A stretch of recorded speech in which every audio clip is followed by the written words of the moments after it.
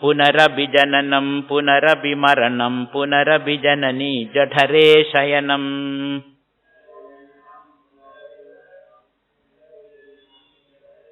Iha samsare bakudustare kripaya pare pahi murare. Presently, our life is a life of routine, Shankara says. Routine, bore, chores. We do the same thing from morning till evening. And we continue to do mechanically. There is no spiritual fervor in our life. There is no sense of newness and creativity in life. We do the same thing and again and again. And we have discovered some comfort zones in life. And we keep on moving toward those comfort zones. We don't want to be challenged. We don't want to take up new experiences. We are comfortable where we are with our hot water and cup of tea and newspaper. That's enough for us.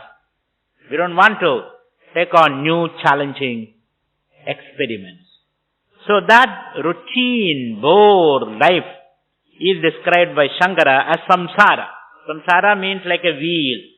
You keep on moving. And the lower hemisphere goes up, the upper hemisphere comes down. This way the wheel is moving. And when the wheel moves, there is no forward movement at all. It is just moving on itself, as though it is stuck in mud.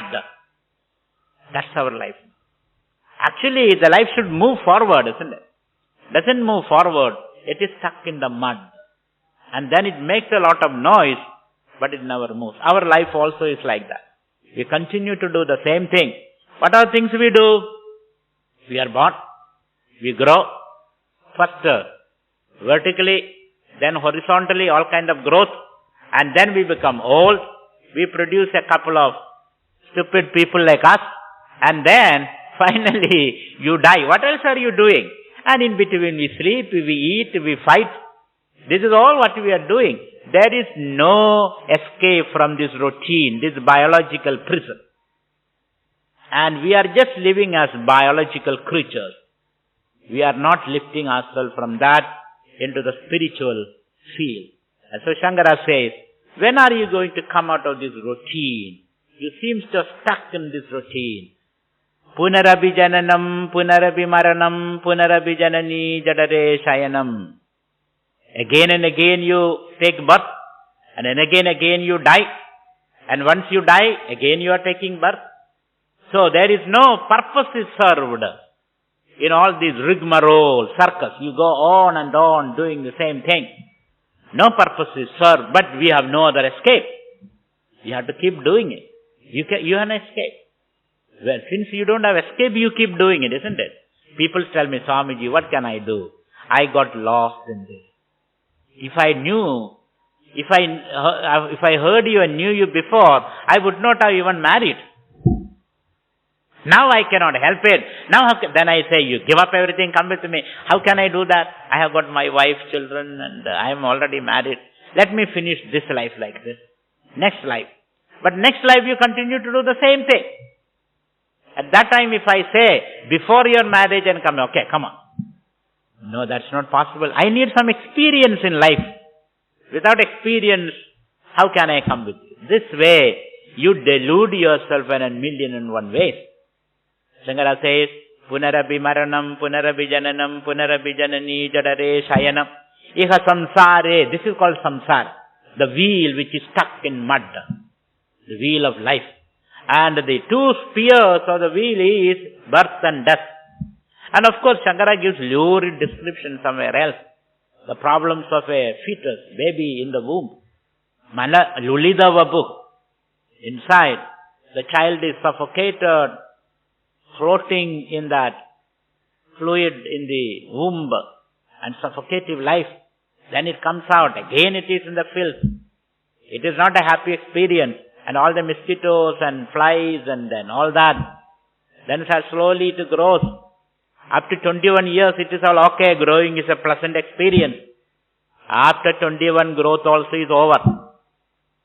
Then starts the problem. All kind of problems, all kind of ailments, all kind of aches, all kind of problems.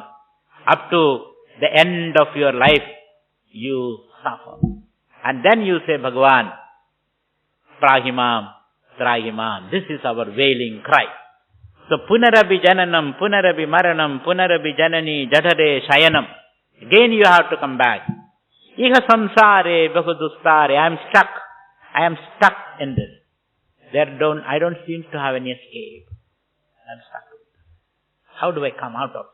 How do I discipline myself? How do I discipline myself? How do I take some exercise at least? Even in exercise is a big problem. Chanting mantras is a problem. Meditation is a problem. Controlling our food is a problem. Controlling our anger is a problem. We all are used to this routine life. How do I break out of this routine? Ika samsare, bahudustare, difficult to cross over. This life of routine is difficult to break out. Like a butterfly, let us say. The butterfly in its Purvashram, let me put it that way. Purvashram, it was a worm. Isn't it? Butterfly's Purvashram is a worm. And the butterfly's life is confined to a leaf, bitter leaf. It will just roll around in the leaf and then eat the bitter, sour leaf. And with much difficulty it will move from one leaf to another leaf. That is its travel. Maximum travel is from one leaf to the next leaf. That also in between can fall down also. Or some crow can come and eat it up. With much difficulty it crawls. That's the butterfly, worm's life. And one day the worm thought, enough is enough. I am tired of this life. Then it starts sitting and contemplating. It crawls around itself, coils around itself. And then it becomes a pupae, as we say. Then after a little bit of contemplation, hours and days of contemplation, one day something breaks out of that pupae, what we call the butterfly, with the colorful wings. And the butterfly can fly into the blue sky. It flew and rose itself into the blue sky. It is no more confined by the green, bitter leaf. It can fly now. Not only it can fly, it no more eats the bitter leaf. It takes only nectar thereafter. It goes to the flower, sits in the flower, puts out its proboscis, goes into the depth of the flower and takes out the nectar. Thereafter, the butterfly does not eat any bitterness. Similarly, from this routine life, we have to come out, discover our inner depth. And once you discover inner depth, new experiences come. Every time you are new, navam this.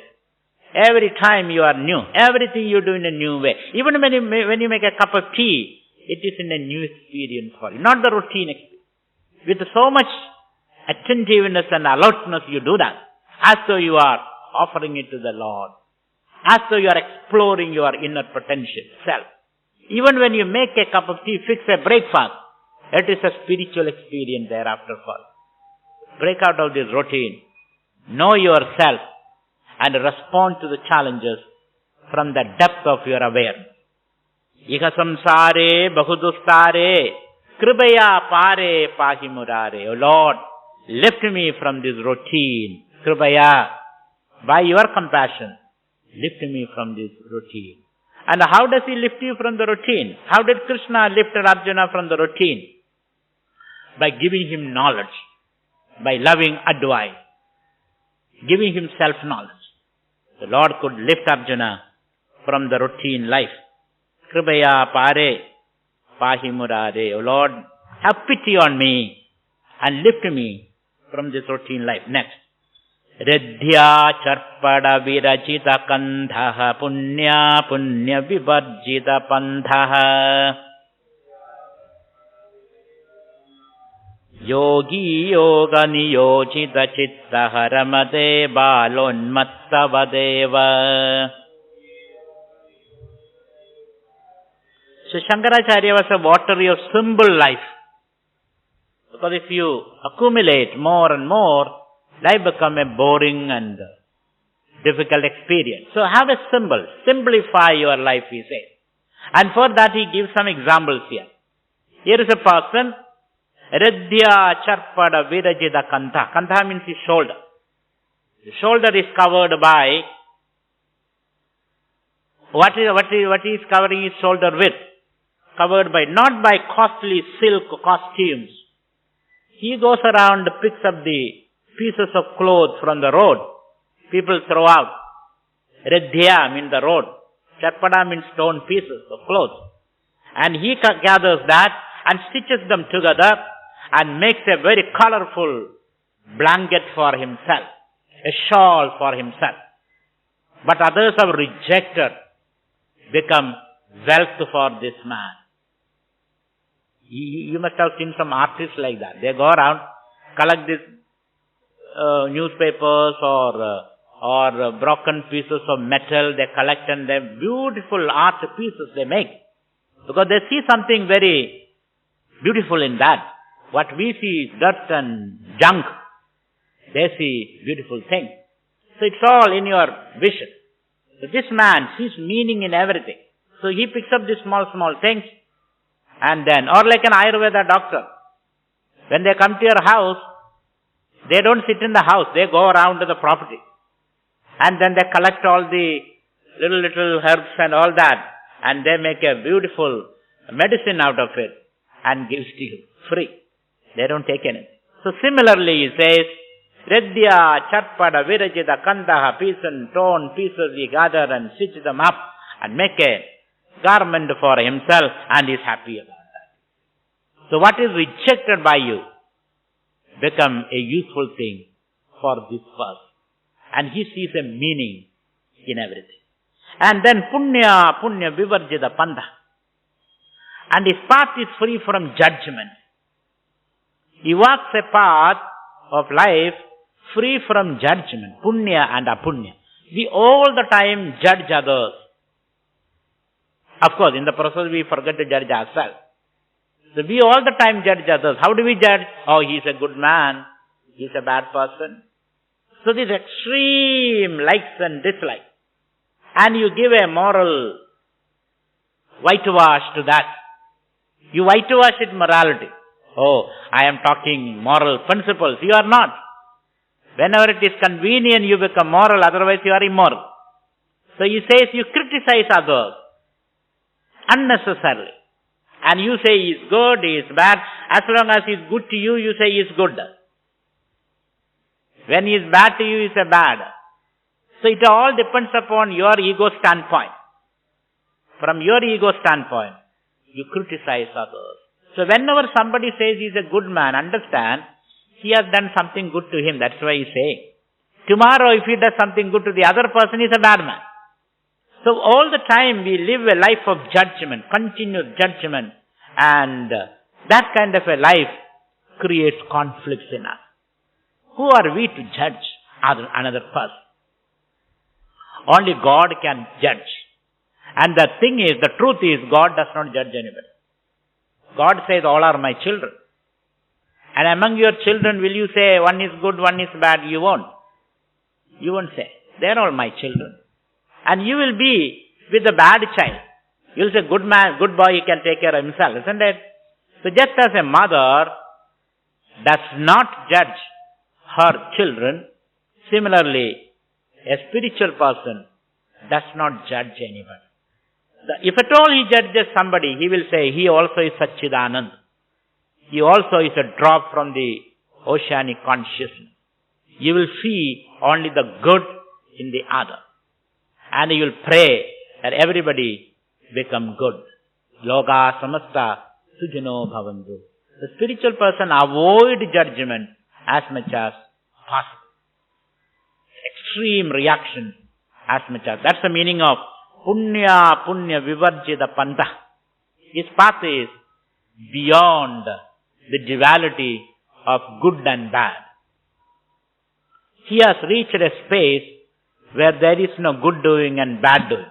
There is only spontaneously being good. He is spontaneous in that path. He doesn't criticize anybody. I remember the story of Jesus Christ when people were trying to stone to death that prostitute. In those days, prostitutes were stoned to death. The crowd will gather and they pick up stones and they throw stones at her, and she will die in agony. So a large crowd has gathered to have the vicarious pleasure of throwing stones, blissfully ignoring that they also one day can be a candidate for the same treatment.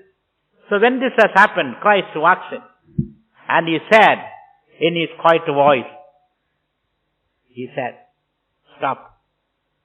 Those among you who have not sinned may throw the first stone." That's what he said. He did not say, "Don't punish her." Punish her. But who has the moral authority to punish? Those among you who have sinned or have not sinned may throw the first stone. And people just stood there, frozen. They could not move at all. Some of them were just about to lift the stone, some of them were about to throw the stone. None of them could. That word was so electrifying and sent a new kind of thought in people. They did not throw. And that transformed that lady also. She gave up her old ways. And she became a transformed person. The crowd became a transformed person. Everybody became transformed in the process. And that is the ultimate victory of justice. In the modern days, if somebody says like everybody will throw to prove that they have not sinned, isn't it? We are so hypocrites, we may throw the stone just to prove to everybody, I have not sinned.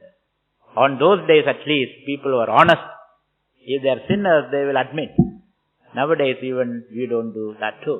So he says, avoid judging other people. If at all you have to judge, tell them all are children of God, all are good people. They may be due to their ignorance, they are bad. So punya vivarjita pantha, yogi yoga niyochita chitta, and he is a yogi. Yoga niyochita, yogena niyochita chitta, and his mind is directed by the discipline of yoga, not bhoga. Bhoga means you are out in the world looking for sense pleasure. Yoga means you are controlled mind and abiding in the self. Yogi yoga niyochita chittaha. And such a person, ramade balonmattavadeva. So 2-3 things are said. He rebels like a child, bala, unmataha. Unmata means a madman. Not a good example. Nobody would like to be like a mad person.